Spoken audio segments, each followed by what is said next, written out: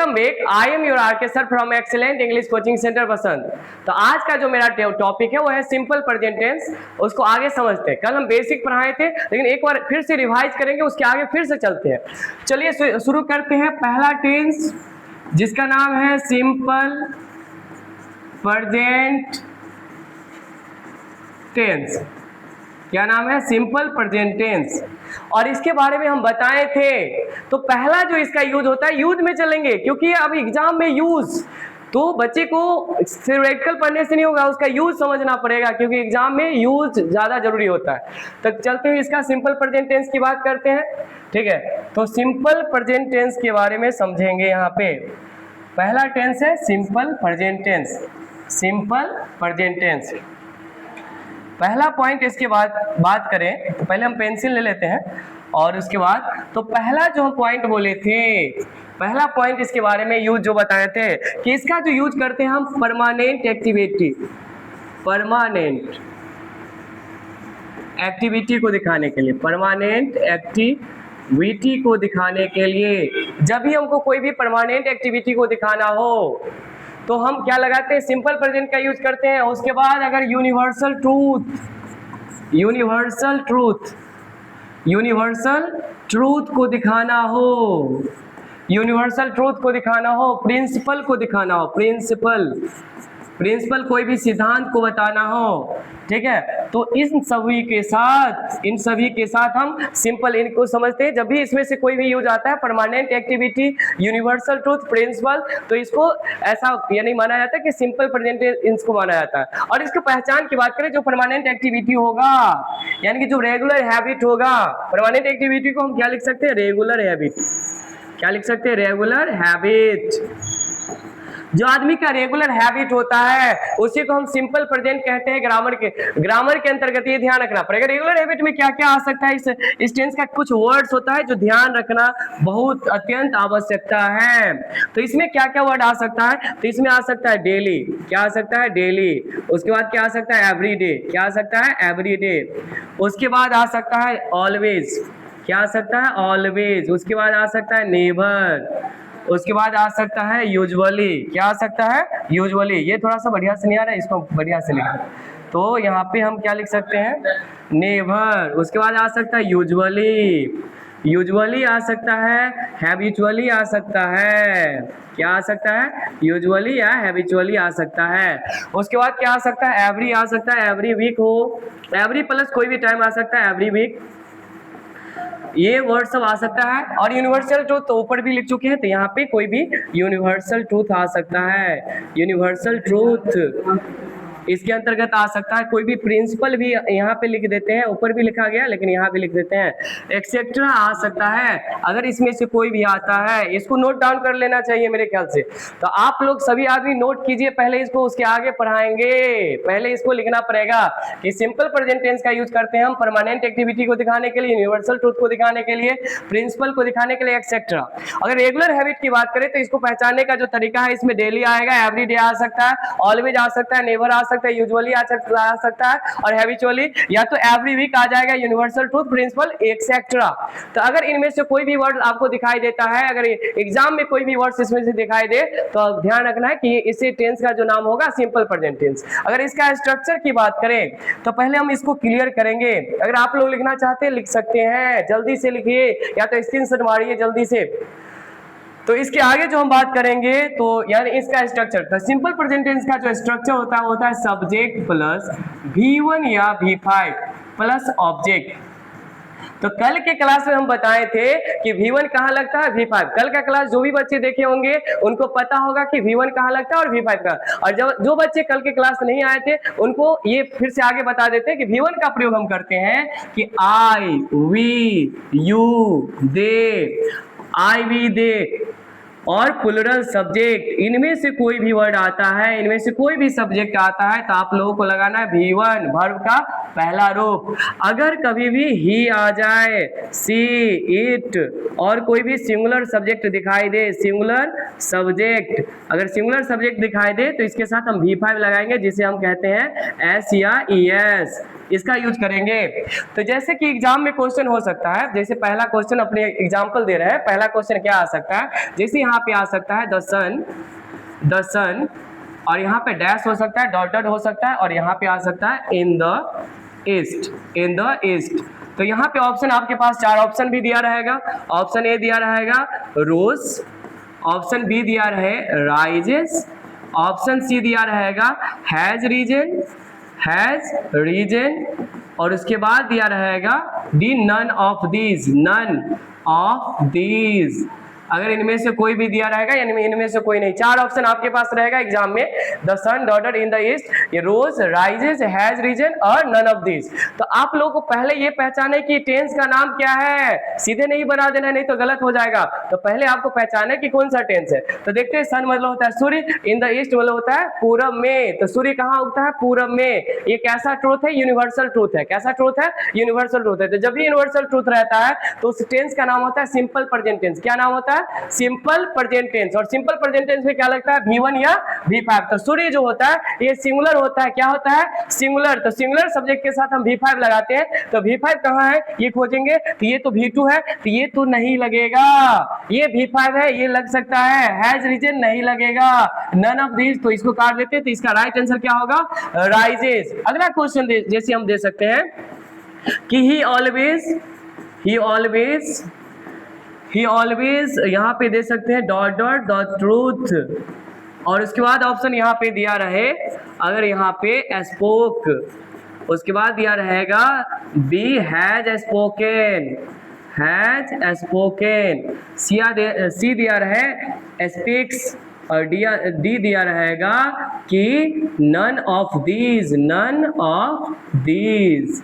ये 4 ऑप्शन आपके पास एग्जाम में हो सकता है। तो एग्जाम में जब भी ये क्वेश्चन दिखाई दे तो पहले आपको टेंस पहचाना है। क्या पहचाना? टेंस। तो यहाँ पे अगर ही देखेंगे, ही ऑलवेज डॉट डॉट और डॉट ट्रूथ, तो यहाँ पे ऑलवेज से पता चलता है कि ऑलवेज मतलब होता है हमेशा, यानी वह हमेशा क्या करता है? सच बोलता है। क्या करता है? सच बोलता है। तो वो ये उसका रेगुलर हैबिट है। क्या है ये? रेगुलर हैबिट है, उसका नियमित आदत है। तो जब भी आदत को दिखाते हैं तो उसको कहते हैं सिंपल प्रेजेंट टेंस। क्या कहते हैं? सिंपल प्रेजेंट टेंस कहते हैं। और सिंपल प्रेजेंट टेंस में हम V1 या V5 लगाते हैं, जो स्ट्रक्चर यहाँ पे दिया हुआ है। तो देखेंगे यहाँ पे V1 या V5 आ रहा है कि नहीं। स्पोक V2 होता है, ये नहीं लग सकता है। हैज स्पोकन V3, ये नहीं लगेगा। नन ऑफ दिस यहाँ पे नहीं होगा। यहाँ पे क्या होगा? राइट, स्पीक्स होगा। तो इतना आप लोग जो है नोट डाउन कर सकते हैं, लिख सकते हैं। इसके आगे या तो स्क्रीनशॉट मार सकते हैं या तो फिर वीडियो को रिपीट करके देखकर लिख सकते हैं। तो इसको क्लियर करते हैं। आगे दूसरा जो यूज होता है इसका सिंपल प्रेजेंट टेंस का, वो करते हैं हम फ्यूचर प्लान। जब भी कोई फिक्स फ्यूचर प्लान हो, जब भी कोई फिक्स फ्यूचर प्लान, यानी ऐसा प्लान जो ज्यादातर ऐसा लगे कि कोई प्लान हो जो लगे कि फिक्स है। कैसा है? फिक्स है। तो जब भी कोई प्लान रहता है फिक्स, यानी फ्यूचर में कोई प्लान हम बनाते हैं और जिसके ज्यादा होने की संभावना रहता है, तो उसे हम कहते हैं सिंपल प्रेजेंट टेंस। क्या कहते हैं? Simple present tense. और इसमें हम यहाँ पे 2 वर्ड दिया रहेगा, ये 2 वर्ड को ध्यान रखना है। ये इसमें फ्यूचर टाइम दिया रहेगा। क्या दिया रहेगा? फ्यूचर टाइम दिया रहेगा। फ्यूचर टाइम दिया रहेगा। इसमें 2 वर्ड आ सकता है, नेक्स्ट या टुमारो। क्या आ सकता है? नेक्स्ट या टुमारो आ सकता है। जब भी कोई भी सेंटेंस में नेक्स्ट या टुमारो तो दिखाई दे और फिक्स अगर फ्यूचर प्लान रहता है तो इसके साथ हम लगाते हैं V1 या V5, जिसकी संभावना ज्यादा रहता है, जो फिक्स रहता है, जो काम पब्लिकली होता है। यानी इसका यूज तब करेंगे जो काम पब्लिकली होगा। यानी पब्लिकली का मतलब होता है जब भी कोई काम पब्लिकली होगा, यानी कि वो खुद के लिए नहीं होगा, वो जनता के लिए होगा, तो ऐसा काम रहेगा तो उसे कहेंगे हम सिंपल प्रेजेंट टेंस। क्या कहेंगे? Simple present tense. जैसे यहाँ पे एग्जांपल हम दे देते हैं। यहाँ पे पहला एग्जांपल है, यहाँ पे रहेगा जैसे the prime minister dot dot here next week. अगर ये नहीं दिखता होगा तो इसको हम इरेज कर देते हैं फिर से यहाँ पे, और फिर से आते हैं यहाँ पे और यहाँ पे लिखेंगे नेक्स्ट वीक। तो अब यहाँ पे ऑप्शन आपके पास हो सकता है यहाँ पे कि ऑप्शन ए रहेगा अराइव्ड, बी रहेगा, क्या रहेगा? हैज अराइव्ड, सी क्या रहेगा? अराइव्स,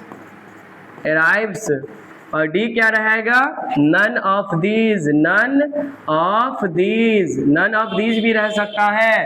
पहले ये क्वेश्चन देख लीजिए, एग्जांपल देख सकते हैं आप, क्या है, the prime minister dotted here next week. यहाँ पे पहले पहचानना है कि कौन सा टेंस है, तो यहाँ पहचानेंगे कैसे, यहाँ पे लिखा है नेक्स्ट, क्या लिखा है, नेक्स्ट, और नेक्स्ट होता है फ्यूचर प्लान, ये काम अभी हुआ नहीं है, फिर भविष्य में होगा। नेक्स्ट मतलब अगले, अगले हफ्ते, अगले सप्ताह जो है प्राइम मिनिस्टर यहाँ आएंगे, तो ये कैसा प्लान है, फिक्स प्लान है, ये ज्यादा संभावना है। क्या ऐसा हो सकता है कि वो नहीं आएंगे? अगर वो घोषणा करते हैं, टीवी पे प्रचार करते हैं, कभी भी घोषणा करते हैं, तो उनका प्लान पहले से रहता है, उनके आदमी जो है पहले से आगे रहते हैं, पहले से सब कुछ हो जाता है। तो जो भी काम, क्या प्रधानमंत्री खुद के लिए आएंगे? नहीं, वो पब्लिक के लिए आते हैं, तो जो भी काम पब्लिकली होगा वो होगा सिंपल प्रेजेंट टेंस। तो यहाँ पे पहचान सकते हैं the prime minister dotted here next, next से पता चल रहा है कि ये फ्यूचर टाइम की बात कर रहा है, तो इसके साथ हम क्या लगाएंगे, V1 या V5, नेक्स्ट या टुमारो रहेगा, तो V1 या V5 लगाएंगे। तो देखते हैं ये कौन सा रूप है, ये V2 है, ये नहीं लग सकता है। ये क्या है, तो हैज के बाद V3 रहता है, ये भी नहीं लग सकता है। ठीक है, तो अराइव्स, बिल्कुल प्राइम मिनिस्टर सिंगुलर है, तो अराइव्स लगा सकते हैं, ये हो जाएगा गलत। तो ये भी आप लोग, ये पॉइंट समझ में आ गया होगा। अगर समझ में आ गया है तो सिर्फ समझने से नहीं होगा, लिखना पड़ेगा।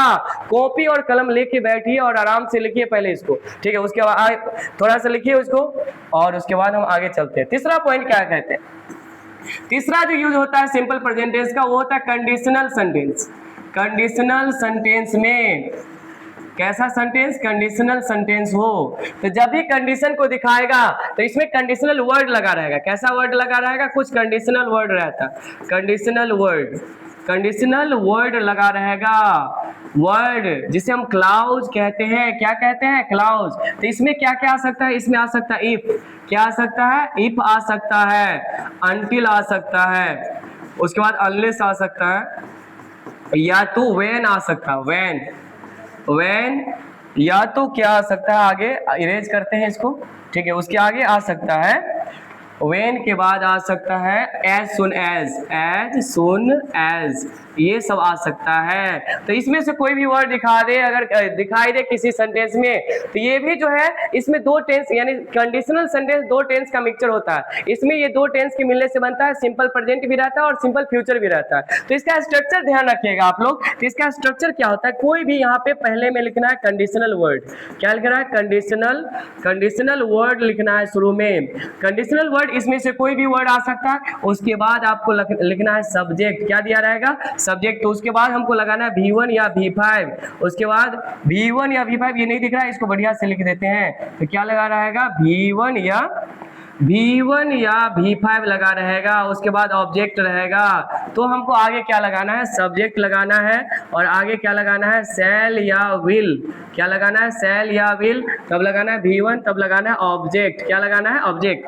ठीक है, तो एक तरफ यहाँ पे क्या चीज का यूज हुआ है, सिंपल प्रेजेंट टेंस का यहाँ पे यूज हुआ, और एक तरफ जो है सिंपल फ्यूचर टेंस का यूज हुआ है। तो कंडीशनल सेंटेंस में एक टेंस नहीं रहता, इसमें दो टेंस रहता है, सिंपल प्रेजेंट टेंस भी रहता है और सिंपल फ्यूचर टेंस। तो ये जो कंडीशनल वर्ड रहता है, यानी जो इफ रहता है, अनटिल रहता है, unless, when, as soon as, तो ये कंडीशनल वर्ड होता है। इसके बाद हम सिंपल प्रेजेंट का यूज करते हैं, V1 या V5 का यूज करते हैं। उसके आगे जो है हम शैल विल के बाद V1 का यूज करते हैं। तो इसके बाद एक ये उल्टा भी हो सकता है, पहले हम ये भी आ सकता है, ऐसा भी हो सकता है कि, ऐसा भी हो सकता है कि पहले कहीं उधर, यानी कि उल्टा भी आ सकता है, यानी उल्टा भी आ सकता है। पहले क्या लगा हो सकता है, पहले लगा हो सकता है सब्जेक्ट, तो उसके बाद क्या लगा हो सकता है, शैल या विल। इसको मिटा देते हैं ये क्योंकि क्लीन नहीं दिख रहा है। तो उसके बाद क्या लगा हो सकता है, शैल या विल लगा हो सकता है। उसके बाद V1, उसके बाद ऑब्जेक्ट, उसके बाद हमको क्या लगाना रहेगा, उसके बाद दिया रहेगा कंडीशनल वर्ड, क्या दिया रहेगा, कंडीशनल वर्ड। तो कंडीशनल वर्ड के बाद हमको लगाना है सब्जेक्ट, तब क्या लगाना है, V1 या V5, तब लगाना है ऑब्जेक्ट। ये ध्यान रखना है। तो बताइए आप लोगों को समझ में आ रहा है कि नहीं, अंकित कुमार समझ में आ रहा है कि नहीं, पूरा क्लियर दिखाई दे रहा है, पूरा क्लियर दिख रहा है, पूरा एक एक अक्षर दिख रहा है, बढ़िया से लिख सकता है कॉपी में, बिल्कुल सही है। तो अगर आप लोग को ये समझ में आ गया होगा, conditional sentence, conditional sentence conditional word से शुरू होता है, और कंडीशनल वर्ड में क्या क्या आता है हम लिख दिए बढ़िया से। तो if, until, unless, when, as soon as, ये सब कंडीशनल वर्ड होता है। और इसके बाद कभी भी शैल विल नहीं लगता है, किसके बाद, कंडीशनल वर्ड के बाद। कंडीशनल वर्ड में क्या क्या आता है, if, until, unless, when, as soon as, इसके बाद कभी भी शैल विल नहीं लगाना है। तो क्या लगाना है, तो इसके बाद कंडीशनल वर्ड जब भी आएगा तो इसके बाद सब्जेक्ट लगाना है, V1 या V5 लगाना है, ऑब्जेक्ट लगाना है, और उसके आगे सब्जेक्ट लगाना है, shall will लगाना है, V1 प्लस ऑब्जेक्ट लगाना है। इधर की बात करें तो कभी कभी उल्टा भी हो सकता है, पहले सब्जेक्ट देना है, shall will लगाना है, उसके बाद V1, उसके बाद ऑब्जेक्ट, उसके बाद कंडीशनल वर्ड रहेगा, उसके बाद सब्जेक्ट रहेगा, उसके बाद V1 या V5 रहेगा, उसके बाद ऑब्जेक्ट रहेगा। तो आप लोगों को क्या करना है, इसको नोट डाउन कर लेना है। हम थोड़ा देर रुक जाते हैं, तो आप लोगों को क्या करना है, नोट करना है, और आगे हम तब तक बढ़ते हैं क्वेश्चन की तरफ। ठीक है, अब आगे क्या है, क्वेश्चन क्या है, एग्जाम्पल कैसा रहेगा ये भी दे दिया जाए। ठीक है, तो जैसे एग्जाम्पल रहेगा इफ ही डॉट डॉट और कॉमा दिया रहेगा आई, यहाँ पे इसको हम ऐसे भी लिख सकते हैं, इरेज कर सकते हैं यहाँ से, और यहाँ पे हम लिख सकते हैं कि इफ ही और यहाँ पे डैश टू मी, उसके बाद यह रहेगा आई शैल टीच हिम। अगर ऑप्शन की बात करें तो ऑप्शन ए की बात करें तो यहाँ पे लिखा है will come. B number option की बात करें तो लिखा है कैम। सी नंबर ऑप्शन की बात करें तो लिखा है हैज कम, और डी नंबर ऑप्शन की बात करें तो लिखा है कम्स। तो बात करें यहाँ पे एग्जाम्पल की, तो यहाँ पे क्या दिया है, इफ दिया है, ही दिया है, डॉट डॉट टू मी दिया हुआ है, उसके बाद क्या आई शेल टीच हिम दिया है, क्या दिया है, आई शेल टीच हिम। तो बात करें कौन सा टेंस में आता है, तो सिंपल प्रेजेंट टेंस में आता है। कौन सा टेंस में आता है, सिंपल प्रेजेंट टेंस में। ये कंडीशनल वर्ड है इफ, कौन सा टेंस में आता है, सिंपल प्रेजेंट टेंस। और ये जो होता है कंडीशनल के साथ साथ आगे भी सिंपल पास्ट में भी आता है, लेकिन यहाँ पे जब भी शेल विल आता है, एक तरफ शेल विल है तो एक तरफ क्या लगता है, V1 या V5, क्या लगता है, वो V1 या V5 लगता है। तो देखते हैं यहाँ पे इफ है, यहाँ पे ही है, डॉट डॉट टू मी है, और आई शेल टीच हिम, इधर शेल विल आ रहा है। तो जब एक तरफ शेल विल आ रहा है, क्या आ रहा है, शेल या विल आ रहा है, तो एक तरफ हमको लगाना है V1 या V5। ठीक है, तो क्या शेल विल लगा सकते हैं, नहीं, ये नहीं लगेगा। क्या केम लग सकता है, नहीं, ये भी नहीं लगेगा। क्या हैज केम लगा सकता है, नहीं, ये नहीं लगेगा। तो क्या लगेगा, कम्स। ठीक है, तो इतना तक समझ में आ गया होगा। तो आज के लिए इतना ही काफी है। That's all for today. Thank you very much for giving your valuable time. अगर वीडियो अच्छा लगा हो तो चैनल को सब्सक्राइब कीजिएगा, लाइक कीजिएगा, और कमेंट भी कर सकते हैं। और कुछ भी क्वेश्चन पूछना होगा, कोई भी क्वेश्चन हो इंग्लिश टेंस के अंतर्गत, आप पूछ सकते हैं और कमेंट कर सकते हैं। धन्यवाद।